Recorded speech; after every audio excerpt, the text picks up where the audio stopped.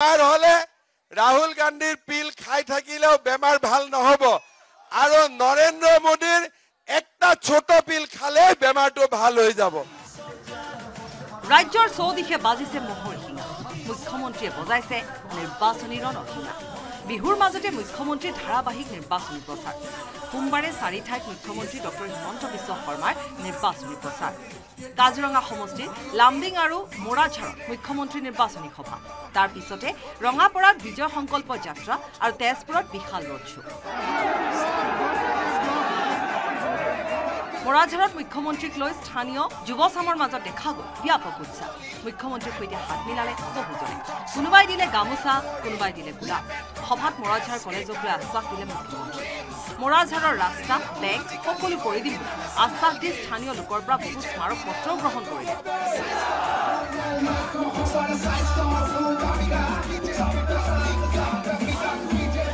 আগতকৈ ৰঙাপাৰাত বহুত কাম হ'ল নে নাই?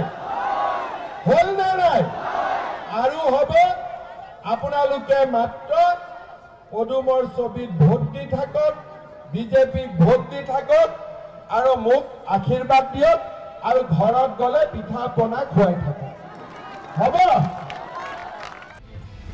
মোৰাঝাৰত ভাষণ দি মুখ্যমন্ত্ৰীয়ে ক'লে, দিল্লীত মোদী চৰকাৰ 100% নিশ্চিত। কংগ্ৰেছে 50 আসনো নাপায়। আনহাতে কাজিৰঙাত কংগ্ৰেছৰ কেণ্ডিডেট ফেইল।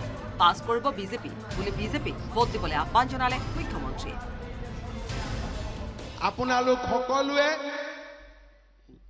ইলেকশ্যনৰ দিনা ৰাতিপুৱাই আহি ভোট দিব, মোদী ডাঙৰীয়াক আশীৰ্বাদ দিব আৰু আমাৰ প্ৰাৰ্থীগৰাকীক আপোনালোকে বিজয়ী কৰিব। অসমতে